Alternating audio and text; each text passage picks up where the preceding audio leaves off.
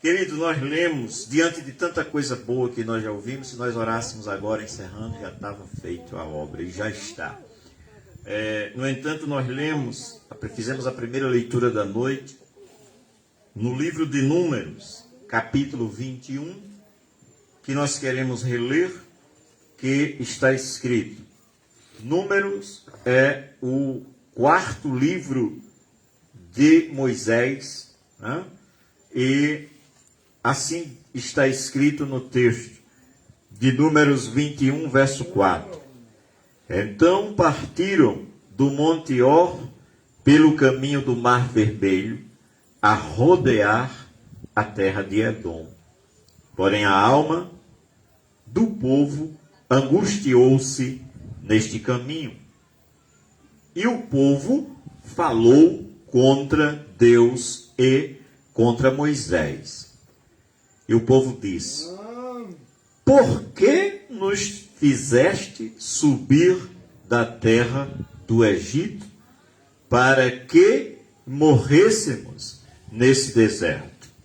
Pois aqui nem pão nem água há, e a nossa alma tem fastio deste pão tão vil. Meu Deus. O povo, que povo é esse? São os israelitas, que são os filhos de Abraão, Isaque e Jacó, que depois também recebem o nome de os hebreus, né? E por último os israelitas, de onde é e está hoje o país de Israel. É esse povo. Naquele tempo eram os pais deles que estavam andando pelo deserto em direção à terra prometida, Canaã. Onde eles estavam? Eles estavam no Egito. Egito, a parte baixa daquela região, onde o forte do Egito, a principal fonte de vida, da economia e de toda a sustentação era por causa do rio Nilo. E aquela região muito fértil, era uma região baixa, por isso a expressão, por que nos fizeste subir? Estavam embaixo, estavam subindo. Canaã, em relação ao Egito, era numa outra altitude. E eles, um povo, naquela parte daquela caminhada, angustiou-se. Né? O texto diz, como nós lemos, que o povo se angustiou e correu ao seu líder, que era Moisés, com a seguinte reclamação: Moisés, por que nos fizeste subir do Egito? Ou seja, por que foi que você nos tirou de lá? Por trás dessa pergunta eles estão dizendo, nós estávamos muito bem, obrigado. Em outro texto diz que, olha, aqui não tem cebola, pepino, lá tinha. E tinha sepulcro para quando morrêssemos fosse enterrados. E tu, Moisés, nos tiraste de lá, por quê? Alguns ali tinham esquecido que eles mesmos, dentro do Egito, capítulo 2 de Gênesis, ou melhor, de Êxodo, eles oraram. Porque eles eram escravizados e eram obrigados a trabalhar forçadamente para produzir mais e com pouco alimento. E eles, dentro do Egito, clamaram a Deus, Deus ouviu, falou com Moisés, mandou Moisés libertá-lo. E agora está dizendo, quem mandou você nos tirar do Egito? Pensou, senhor? É a cara da gente, né? Aquele povo era muito incrédulo, sei. Nós somos crentes, que é uma beleza. Louvado seja o nome do Senhor. Tá aí, Josimar chega a estar se rindo. Pois é, mas o texto é isso, irmãos. Eles pediram, Deus ouviu. Moisés estava muito bem, obrigado, cuidando de ovelha do seu sogro. E tem uma conversa com Deus, tem uma conversa com Moisés, diz, Moisés, volta para o Egito. Moisés disse, eu? Deus me livre. Disse, você vai. Vou não, vai, não vai. Foi uma teima que Deus disse assim, Moisés, basta, você vai e acabou. Moisés não queria ir não. Hoje as pessoas se auto-intitulam, né? Geralmente os homens da Bíblia, quando Deus chamava para ser profeta, ou como falou com Moisés aqui, geralmente eles diziam, eu não. Eles iam forçado. Moisés foi forçado. Botou todo tipo de desculpa. Mas voltando, irmãos, eles estavam naquela posição e eles reclamam. E sabe qual é o pão que eles estão chamando de pão tão vil? Ou seja, um pão desprezível, esse pão velho aí. Sabe de que pão estava falando? Do maná providenciado por Deus toda madrugada. Em Êxodo diz que era como semente de coentro branco e era doce como mel.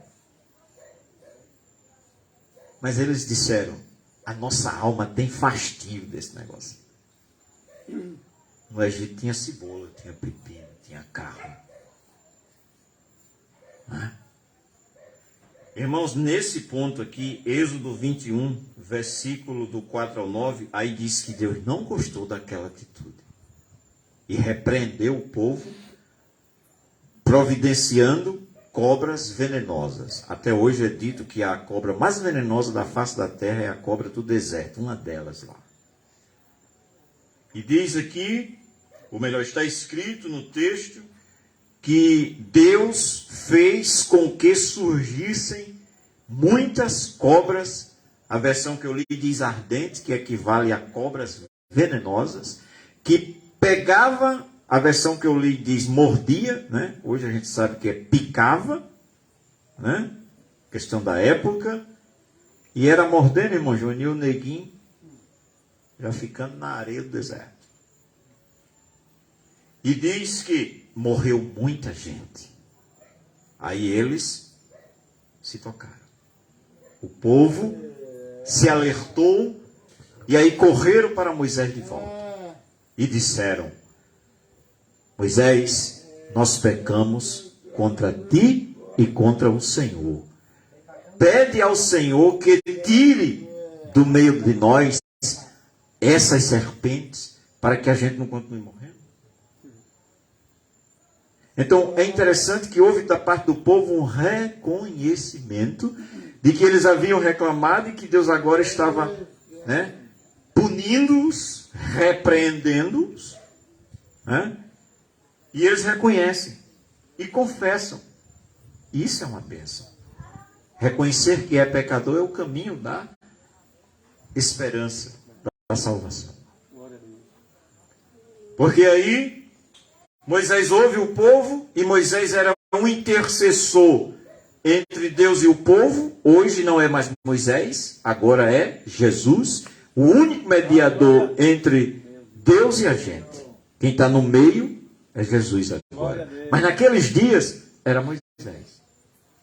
Aí Moisés vai orar a Deus, pedindo, apresentando a petição do povo, que era isso que Moisés, os sacerdotes e Jesus faz. Ele apresenta as nossas demandas diante de Deus. E agora ainda tem a ajuda do Espírito Santo. Porque a gente acha que, como eu disse agora, a gente disse que aquele povo era incrédulo e a gente se acha os cri-crei. Mas sabe o que está escrito em Romano? Que a gente nem orar sabe. Aí sabe quem é que entra para interceder? O Espírito Santo pega a nossa oração toda toncha, assim, mal feita, aí intercede por nós e leva para Deus. Deus, ele está pedindo isso. Porque a gente não sabe orar como convém. Então o Espírito Santo entra para ajeitar a nossa oração. Que coisa boa, né? Que Deus é esse. Louvado seja o nome do Senhor. Então, o que é que acontece? Quando Moisés ora, Deus não tira as cobras do meio do povo. Deus responde, mas do jeito dele. Isso é uma lição, porque que quer dizer que Deus faz do jeito que Ele quer. Mesmo que Ele responda-nos, mas nem sempre é do jeitinho que a gente desenha. Não é? Mas é bom quando a gente reconhece que diz, mas Deus livrou. Mas se eu estou aqui, né? Se eu estou aqui porque Deus me livrou. E é mesmo. Né? Pois bem, aí o que Deus faz? Deus não tira as cobras. Lembra? O povo diz, tira, pede a Deus que tire. Aí quando Moisés ora, Deus diz, faça o seguinte, faça uma de metal, uma cobra de metal. E coloque numa haste, num poste, numa estaca, num ponto alto. Aquele povo vivia acampado no deserto, debaixo de tendas, né? De barracas, como a gente diz. Teté viveu isso aqui, eu acho que, né? Todo mundo viveu isso aqui. Esse é o primeiro assentamento do nosso município, salvo engano, não é isso? Muitas histórias para contar, mas nós estamos falando da Bíblia, vamos voltar para cá. Então, do assentamento no aniversário, irmão, vem conta do aniversário do assentamento. Vamos voltar para cá. Pois bem, já estamos para terminar. Então, o que acontece? Quando Deus fala a Moisés assim, faça uma cobra de metal, de bronze. E será que todo aquele que for mordido pelas cobras venenosas, a cobra pegou, o cara está andando assim, distraído, a cobra decal o calcanhar. Aí ele olha para a serpente de bronze e não morria mais. Que coisa, né? E Moisés fez. Colocou a cobra pendurada, e quando o camarada lá era mordido, ele olhava para de metal e não morria. Essa é a história. Aí, irmãos, queremos terminar com Jesus falando sobre isso, em João 3, versos 14 e 15. Olha o que Jesus disse sobre isso. João, Evangelho, capítulo 3, verso 14 e verso 15. Assim está escrito. E como Moisés, Jesus falando agora, levantou a serpente no deserto, assim importa que o Filho do Homem seja levantado, para que todo aquele que nele crer não morra, mas tenha a vida eterna. Bom, que coisa tremenda. Por isso a gente não pode fechar questão, porque serpente, quando aparece lá no Éden, é Satanás. A Bíblia é clara. Lá na frente, o apóstolo Paulo, na carta aos Coríntios, diz que a serpente é o diabo. Apocalipse diz, a antiga serpente chamada Satanás e o diabo.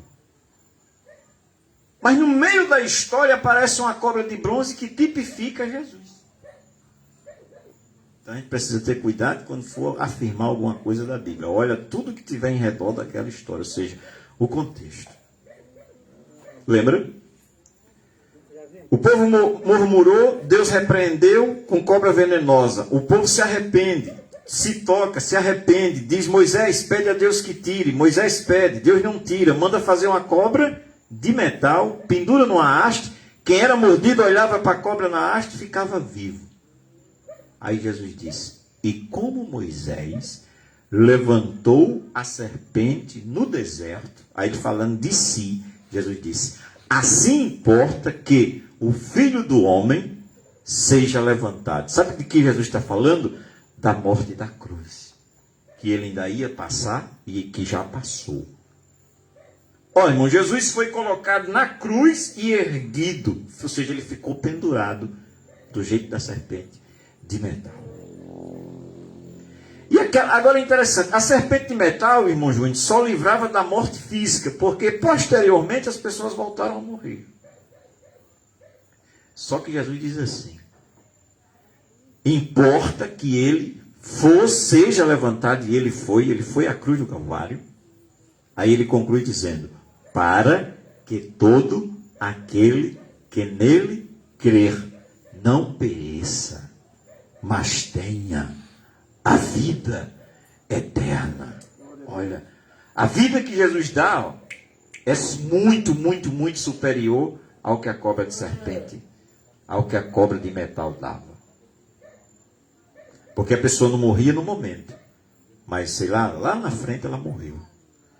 Aí Jesus afirma, irmão Júnior, que quem nele crê não morrerá, mas terá a vida eterna. Traduzindo, terá salvação. Nunca mais morrerá. Como ele fala na questão da ressurreição de Lázaro, que nós já ouvimos uma passagem, Jesus diz assim, quem crê em mim, ainda que esteja morto, viverá. Porque quem crê em mim, a RC, ao meio da revista corrigida, diz, nunca morrerá. Mas a tradução atualizada diz assim, Porque quem crê em mim nunca morrerá eternamente, ou seja, não será condenado. Então a serpente, naquele momento daquela trajetória ali, ela era objeto de salvação. E Jesus é a salvação em pessoas. É tanto que quando Simeão pega Jesus nos braços, ele criança com 8 dias, que ele é levado ao templo por José e Maria, e Simeão pega Jesus nos braços e diz assim: Senhor, despede o teu servo em paz, porque os meus olhos viram, sabe quem? Não vira essa criança, ele não diz isso. Porque os meus olhos viram a tua salvação. Glória a Deus. Aleluia. Então, meus queridos, que Deus vos abençoe, né? Que creiamos na palavra de Deus. O irmão Júnior, concluindo o trabalho, fazendo apelo, ele sabe mais que eu, como diz Floriano, 1000 vezes mais que eu fazer.